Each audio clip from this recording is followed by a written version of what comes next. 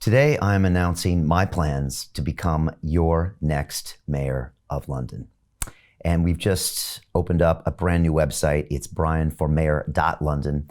And there's an incredible 15-minute official announcement video. So I highly recommend that you go to the website after you're done watching this today and watch this piece that we put together. It really details exactly why I'm running and the specific policies that I will put in place once I'm elected mayor of this incredible city. But I wanted to sit down with you today and really just speak one-on-one and casually and from the heart about what's been going on in my mind this past month and why I've decided to make, this incredible decision to really change the course of my life and maybe change the course of the future of London and, 9 million people's lives, and go ahead and do something like this. And I thought, why not put myself in the leather chair and just have a conversation with you? So I really appreciate you being here.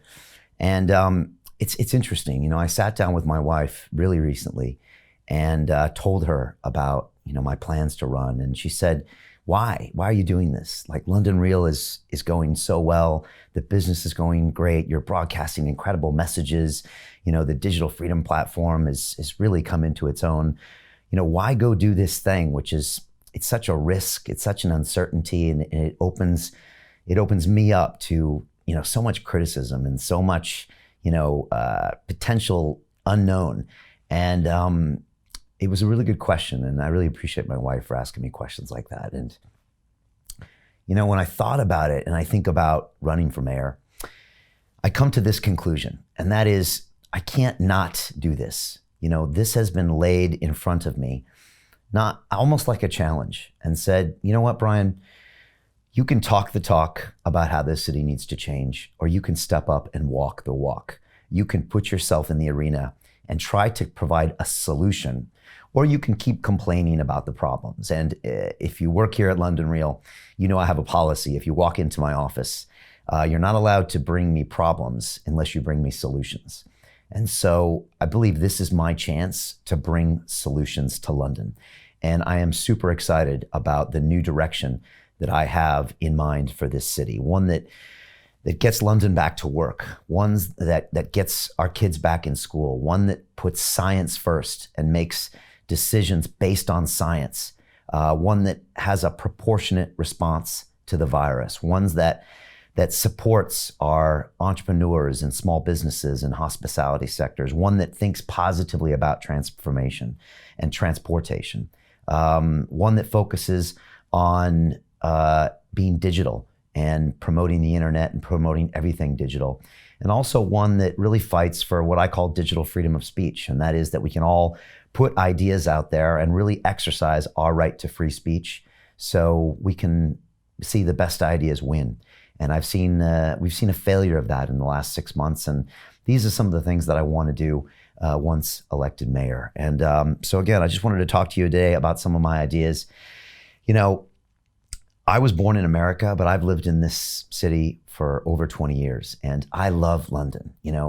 I feel like, the DNA of this city is inside of me. It means so much to me, and I've had so many fascinating connections with so many different types of people all across this great metropolis. Friends in different boroughs and different places and different types of people. I mentored a 10-year-old a young man in Hackney and spent a year really trying to turn him into a great young man. And I've spent time in so many different places with so many types of people. And I truly believe it is the greatest city in the world. But unfortunately, right now, what I see is a total lack of leadership. I also see a completely disproportionate response to this virus. I see a total lack of science-based decision-making.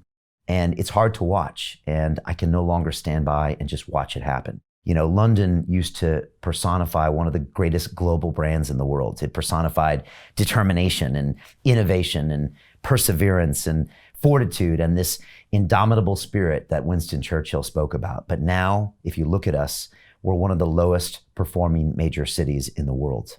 And so I've decided to stand for London. And I think with strong leadership and, again, using science-based decision-making, a proportionate response to the virus, and my Transform London 2021 plan of attack, which includes 8 major policies, which you can find on my website, and I'll speak briefly about today. I believe that with your help, together, we can take this city in a new direction and make it a place that we're proud of once again. And so that's why I've decided to take this, this massive move. And the truth is, I had no intention of becoming your next mayor. I really didn't. Up until a few months ago, when it started to really take hold somewhere in the back of my mind, as I was constantly asking questions. Why isn't this better? Why hasn't this changed? Why can't the government seem to figure this out? I've been the founder and host of London Real for the past 9 years. And every day I've come into this studio trying to create transformational content to change your life, and it means a lot to me, the work that we do here. And whether it's having a conversation in here with a Navy SEAL or a mixed martial artist or, a professor or a doctor or an author, or it's putting out one of our documentary films like Iron Mind or Reconnect or Just Move with Ido Portal, or teaching in my academy, which I'm really proud of, the over 5,000 people we've graduated in over 107 countries, teaching them business, broadcasting, public speaking.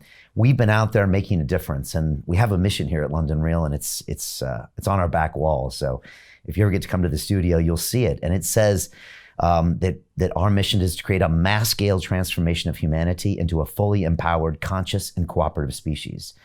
And we thought long and hard about that mission. And so everything we do every day is to make sure that mission happens. We really want to transform the world, and we've done it. We've really done an amazing job. 9 years, 500 million video views of our content. Now is actually the worst time for me to stop being the CEO of London Real. Our business has never been bigger. Our show has never been more popular. Our digital freedom platform is an incredible censorship-free piece of technology that's even moving forward. And so this is the worst time that I could ever decide to stop being the CEO of London Real. This is necessary right now, and I don't see anyone else stepping up to do this job. And so again, it's time to kind of put up or shut up. And now I think I have to make this move and step up and run for mayor. And don't get me wrong. I mean, this whole thing is on some level terrifying. I've never jumped into the arena, and I know that politics can get nasty, and the mainstream media has nothing good to say about us now. Wait until they see that we are running for office. And I say we because I do feel like we're all running together. I feel like every single London Realer around the world is running with me as mayor. And I believe that the ideas that we are proponents of not only can change this city, I think they can change every city around the world. I really do. And I think if we succeed and are elected mayor, that a lot of other places will wake up, and we might create change in New York City or Los Angeles or Cape Town or Paris or Tokyo or Singapore or Buenos Aires or Rio de Janeiro. I really feel like this will validate everything we've been talking about for the past 6 or 7 months. And so I really think of it as an effort we all have to do together. And also, I can't do this alone. Every citizen in this city is going to have to step up and take ownership and find a way to give back to their friends, their families, and their communities if we're going to be successful. And if you know me at London Real or our academy, you know that I always stress that we all have to take ownership and get out of our comfort zone and fight our own resistance to be the best version of ourselves every day. And that's the only way we're going to be able to turn London around. It's not like I can just, walk over to City Hall and push a few buttons. It's going to take everyone. And so it's important that all of you are with me. And so, real quickly, just a little bit about me. I've lived in London for over 20 years. And I spent 11 years total as a banker in the city of London, which is kind of the Wall Street of London, if you're not familiar with it. And then I spent the last 9 years on London Real being a broadcaster. And funny enough, my mom brought me here in 1986. It was my mom and my brother and my sister and me. So a single mother and 3 kids. And my mom really wanted to give us a well-rounded view of the world. She didn't want us to be like just Americans. So she brought us here, and I'm just getting a little emotional just because it reminds me how hard she worked as as a mother. But I remember when we landed in London in 1986, it was a European vacation, the true sense of the Yanks coming over here. And we went through literally, I think we did 18 countries in Europe, including London. And I still remember coming to this city, and it had an effect on me. There was something I connected with in this city. And it was no coincidence that, I guess it was 11 years later, I would come back for my first time in 1997 to work professionally. So I've always felt a connection with this city. And in 2007, I got my British citizenship, and it was a really big day for me. I recorded that event back in the day. This is way before London Real. I've got the videotape of it, and it sits on my wall at home. It's one of my proudest accomplishments is being a British citizen. This is home for me.